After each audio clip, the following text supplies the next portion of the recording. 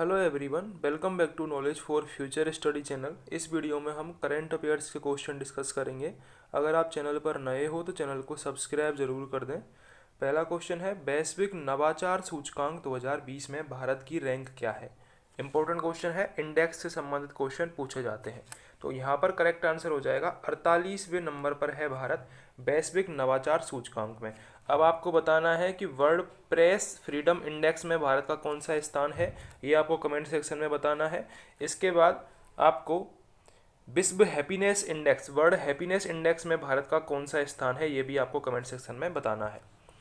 हाल ही में गूगल ने कृत्रिम बुद्धिमत्ता द्वारा संचालित बाढ़ पूर्वानुमान के लिए भारत के अलावा निम्नलिखित में से किस देश के साथ भागीदारी की है।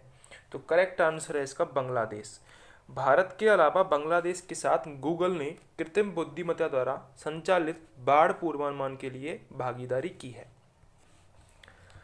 किस भारतीय अक्षय ऊर्जा कंपनी को क्षमता के मामले में दुनिया की नंबर 1 सौर ऊर्जा कंपनी का दर्जा दिया गया है। तो करेक्ट आंसर है इसका अदानी ग्रीन।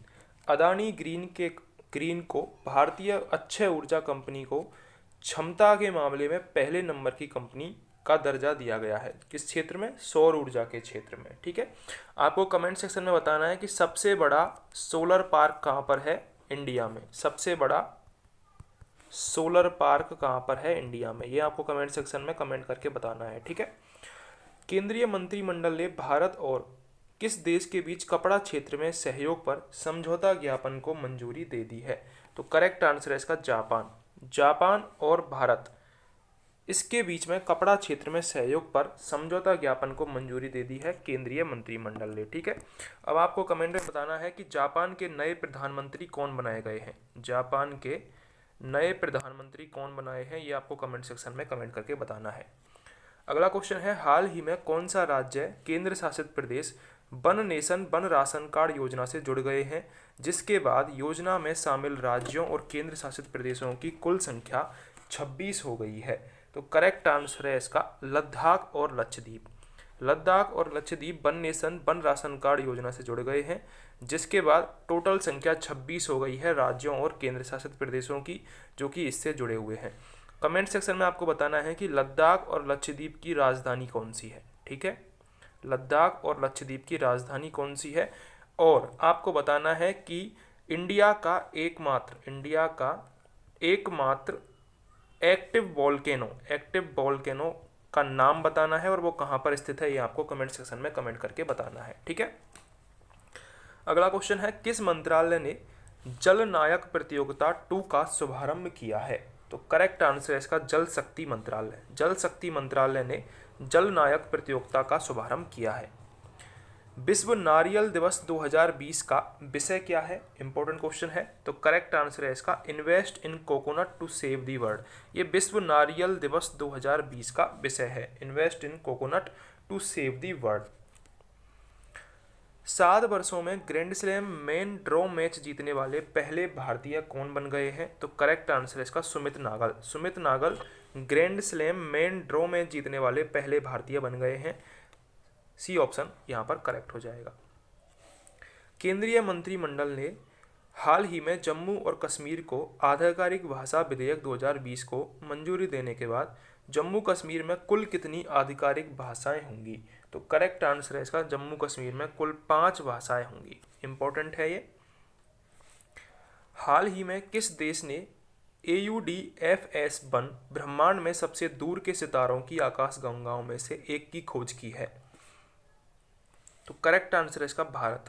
हाल ही में भारत ने AUDFS-01 ब्रह्मांड में सबसे दूर के सितारों की आकाशगंगाओं में से एक की खोज की है, जो कि भारत देश ने की है। केंद्र सरकार ने हाल ही में रक्षा अनुसंधान और विकास संगठन DRDO के अध्यक्ष जी सतीश रेड्डी के कार्यकाल को कितने साल के लिए बढ़ा दिया है? तो करेक्ट आंसर है इसका 2 साल के लिए बढ़ा दिया है जी सतीश रेड्डी के कार्यकाल को। DRDO के अध्यक्ष हैं ये। आपको कमेंट सेक्शन में बताना है कि DRDO इसका मुख्यालय कहाँ पर है। DRDO का मुख्यालय कहाँ पर है, कमेंट सेक्शन में बताना है। इसके अलावा जब अंतरिक्ष की बात आई है तो भारत में अंतरिक्ष के क्षेत्र में इसरो है, इसरो की स्थापना कब हुई थी, ये आपको कमेंट सेक्शन में बताना है। इसके अलावा इसरो के द्वारा गगनयान 3 इसके लिए 600 करोड़ रुपए का प्रोजेक्ट चल रहा है, ये आपको याद रखना है गगनयान 3 के लिए। ठीक है, अगला क्वेश्चन है, हाल ही में मध्य प्रदेश सरकार ने सरकारी नौकरी में प्रवेश के लोगों को निम्न में से कितने प्रतिशत आरक्षण देने की घोषणा की है। तो करेक्ट आंसर है इसका 100% आरक्षण देने की घोषणा की है। किसको? मध्य प्रदेश सरकार ने सरकारी नौकरी में प्रवेश के लोगों को निम्न में से 100% आरक्षण देने की घोषणा की है। केंद्र सरकार खाद्य सामग्रियों में ट्रांस फैट 5% से घटाकर निम्न में से कितने प्रतिशत कर रही है। तो करेक्ट आंसर है इसका खाद्य सामग्री से 5% से 2% कर रही है ट्रांस फैट। ठीक है, 5% से 2%। निम्न में से किस देश में खुदाई के दौरान 300 मीटर नीचे 3800 साल पुरानी किराट देवी की मूर्ति मिली है। इंपॉर्टेंट क्वेश्चन है, पूछा जा सकता है।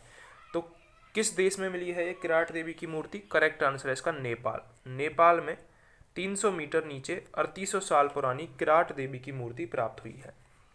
केंद्र सरकार ने क्षेत्रीय संपर्क योजना यानी उड़ान स्कीम के चौथे चरण में कितने हवाई मार्गों के आवंटन को मंजूरी दे दी है। तो करेक्ट आंसर है इसका 78 हवाई मार्गों के आवंटन को मंजूरी दे दी है उड़ान योजना के चौथे चरण में। 200 अरब डॉलर की संपत्ति वाले विश्व के पहले व्यक्ति निम्न में से कौन बन गए हैं। तो करेक्ट आंसर है इसका जेफ बेजोस। ये अमेजन के संस्थापक हैं जेफ बेजोस, जो कि विश्व के पहले व्यक्ति बन गए हैं 200 अरब डॉलर की संपत्ति वाले। अब आपके लिए क्वेश्चन है, कमेंट सेक्शन में बताना है कि इंडिया के फर्स्ट नंबर के अरबपति यानी कि बिलियनियर अमीर कौन बन गए हैं हाल ही के टाइम में। ठीक है, रिसेंट में। भारतीय रिजर्व बैंक मुक्त बाजार परिचालन OMO के जरिए कुल कितने करोड़ रुपए मूल्य की सरकारी प्रतिभूतियों की साथ साथ खरीद बिक्री करेगा। तो करेक्ट आंसर है इसका 20,000 करोड़ रुपए। 20,000 करोड़ रुपए की खरीद बिक्री करेगा भारतीय रिजर्व बैंक मुक्त बाजार परिचालन के जरिए। असम में सशस्त्र बल अधिनियम अफस्पा को कितने महीने के लिए बढ़ा दिया गया है। तो करेक्ट आंसर है इसका 6 महीने के लिए बढ़ा दिया गया है। सशस्त्र बल अधिनियम अफस्पा को 6 महीने के लिए असम में बढ़ा दिया गया है। ए ऑप्शन यहाँ पर करेक्ट है। विश्व वरिष्ठ नागरिक दिवस वर्ल्ड सीनियर सिटीजन डे निम्न में से किस दिन मनाया जाता है। तो करेक्ट आंसर है इसका 21 अगस्त को। 21 अगस्त को वर्ल्ड सीनियर सिटीजन डे मनाया जाता है। हाल ही में किस देश के राष्ट्रपति ने काला सागर क्षेत्र में अब तक के सबसे बड़े प्राकृतिक गैस भंडार की खोज की घोषणा की है। तो करेक्ट आंसर है इसका तुर्की। हाल ही में तुर्की ने काला सागर यानी कि ब्लैक सी क्षेत्र में अब तक के सबसे बड़े प्राकृतिक गैस भंडार की खोज की घोषणा कर दी है। सी ऑप्शन यहाँ पर करेक्ट है। निम्न में से किस देश ने राष्ट्रीय सुरक्षा का हवाला देते हुए चीनी ऐप्स IQE और टेंसेंट पर बैन लगा दिया है। तो करेक्ट आंसर है इसका ताइवान ने टेंसेंट और IQE पर बैन लगा दिया है राष्ट्रीय सुरक्षा का हवाला देते हुए। अगला क्वेश्चन है, किस राज्य सरकार ने सभी सेवारत व सेवानिवृत्त सैनिकों को ग्राम पंचायत प्रॉपर्टी टैक्स से छूट देने का फैसला किया है। तो करेक्ट आंसर है इसका महाराष्ट्र सरकार ने ग्राम पंचायत प्रॉपर्टी टैक्स से छूट देने का फैसला किया है सेवारत व सेवानिवृत्त सैनिकों को। भारतीय कप्तान विराट कोहली अंतर्राष्ट्रीय क्रिकेट परिषद ICC की नवीनतम टेस्ट रैंकिंग में बल्लेबाजों की सूची में किस स्थान पर हैं। तो वो दूसरे स्थान पर हैं। ठीक है, आपको बताना है कि पहले स्थान पर कौन है, कमेंट सेक्शन में कमेंट करके बताना है। अगला क्वेश्चन है, हाल ही में किस देश के राष्ट्रपति इब्राहिम बाउबकर कीता ने अपने पद से इस्तीफा दे दिया है। तो करेक्ट आंसर है इसका माली। ये माली देश के राष्ट्रपति थे इब्राहिम बाउबकर कीता, इन्होंने अपने पद से इस्तीफा दे दिया है। भारतीय प्रतिभूति और विनिमय बोर्ड सेबी ने किसको अपना कार्यकारी निदेशक नियुक्त किया है। इंपॉर्टेंट क्वेश्चन है, पूछा जा सकता है। ठीक है, तो सेबी ने जीपी गर्ग को अपना कार्यकारी निदेशक नियुक्त किया है, ED नियुक्त किया है। ए ऑप्शन यहाँ पर करेक्ट है, जीपी गर्ग। अगर आपको क्वेश्चंस हेल्पफुल लगे हों तो चैनल को सब्सक्राइब जरूर कर दें, बेल आइकन को जरूर दबाएं।